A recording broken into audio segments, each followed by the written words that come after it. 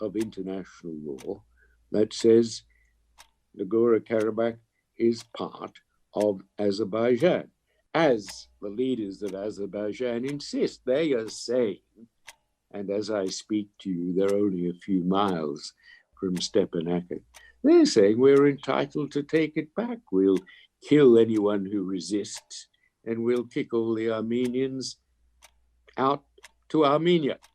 And it's a terrible thing that this hundreds of people are being killed. It's a reversion to 1992 and the siege of Stepanakert as the world turns its back.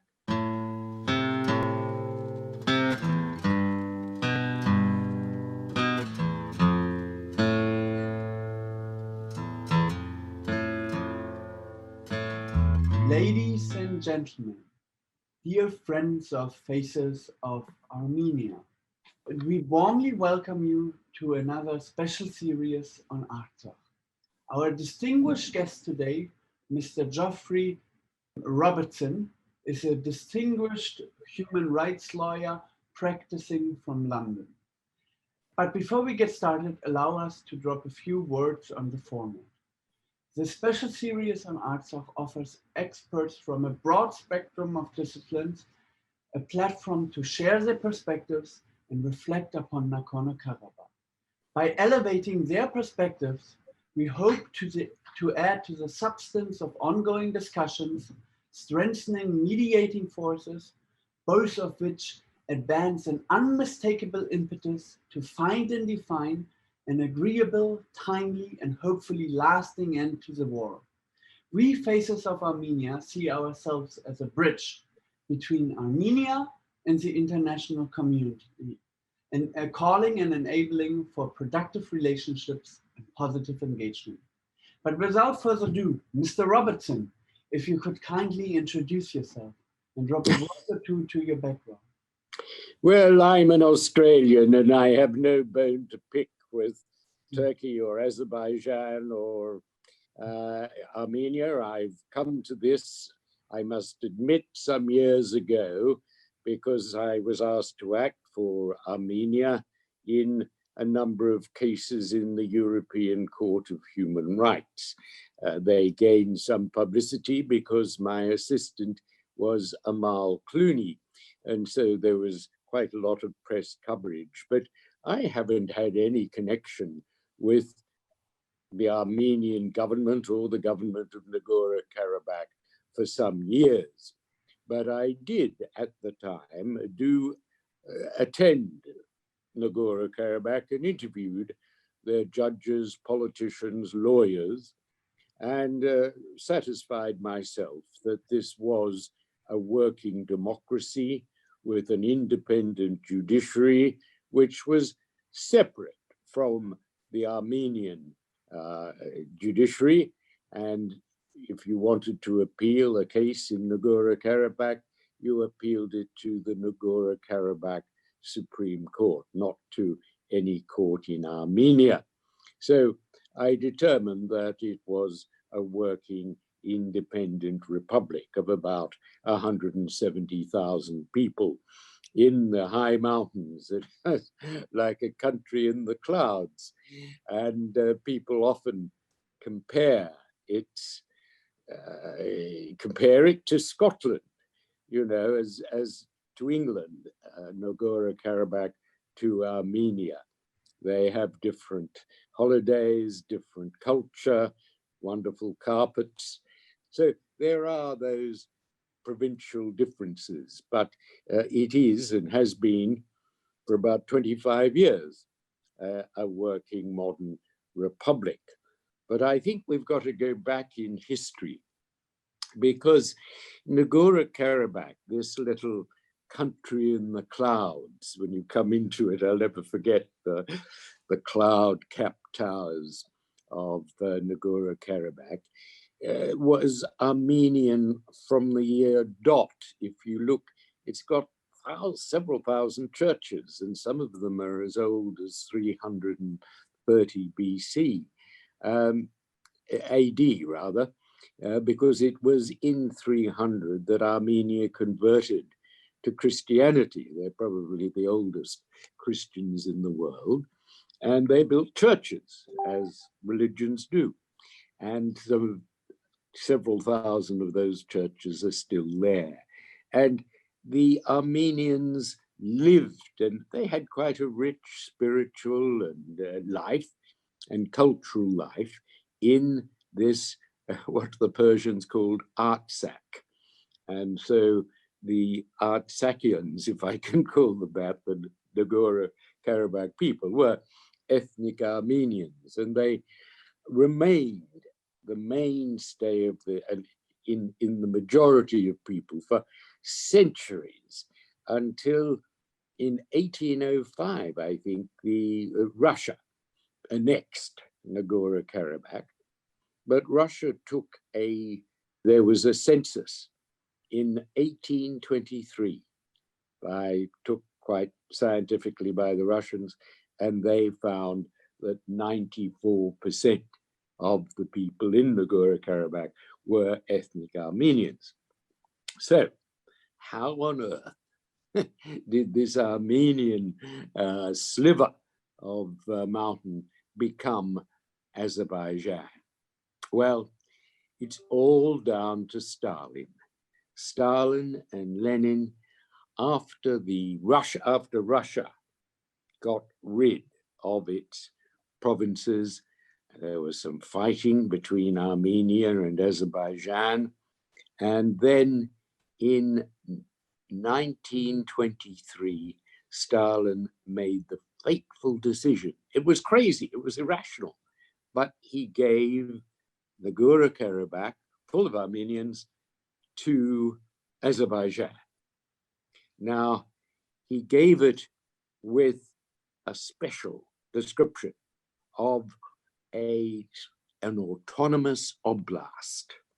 An autonomous oblast means nothing in international law, but it meant at the time, okay, you're independent, you're autonomous and not really Azeri, but we're going to put you within the boundary of Azerbaijan. That was wrong. That was wrong, I would say, in law even at the time. But the story is, and historians stand this up, that Ataturk was, of course, running Turkey at the time, and he wanted to diminish the power of Armenia. The Turks had recently committed genocide in the 1914 war against the Armenians, killed 1 million of them. And this is something that sadly Mr. Erdogan has recently decided to revive and never accepted, of course. But that was the influence of Ataturk in having Stalin and Lenin approve the giving of this obviously Armenian territory to the Azerbaijanis. So that has been hanging round the neck of Nagorno-Karabakh ever since. Do we have any other example of arbitrary border drawings other than in the post-former Soviet Union neighborhood? Well, there were some arbitrary border drawings. And recently courts have said that if the border was arbitrary and if you have suffered oppression by the ostensible ruler, then you have a right of what is called remedial secession. Secession means pulling out of your sovereign nation and setting up an independent nation. Now, let's go forward from corrupt Stalin to the time when Russia, its Soviet Union, broke up. The remark in the late 1980s. What happened then? Well, there had been a lot of transmigration of Azeris into Nagorno-Karabakh. By then, the Azeri government had put a lot over the border, but they were still 75% Armenian in Nagorno-Karabakh. And when, in the late 80s, when the Soviet Union imploded, then the people of Nagorno-Karabakh, they were still a Soviet of Nagorno-Karabakh, they voted for union with Armenia. Sadly, the Russians then cracked down. They didn't allow it because they were still in occupation. But once they were got rid of, then the people of Nagorno-Karabakh voted almost unanimously. I don't think the Azeri minority voted, not all of them, but the people of Nagorno-Karabakh in 1989 voted for independence, and they voted for independence ever since. And I mean, what is quite interesting to point out, the Soviet law at the time, the people of Nagorno-Karabakh used the Soviet law as appropriate to demand reunification. Could you maybe describe the framework of the Soviet law which enabled such? Well, it was a problem, but under the Soviet governance at the time, they were entitled as an autonomous oblast still to decide their own future, what we call the right of self-determination. And that they did, but they had to fight, first of all, against the Russians, who rather quickly disappeared, leaving providentially a lot of tanks that they used, and then against Azerbaijan. And what was quite remarkable, it is a subject of, quite rightly, of national pride, they formed the Karabakh Defense Army in 1990 of mainly their own people, with some of the diaspora Armenians came back to Nagorno-Karabakh to fight. And they engaged in battle because Azerbaijan army and air force came. There wasn't an Armenian air force at the time.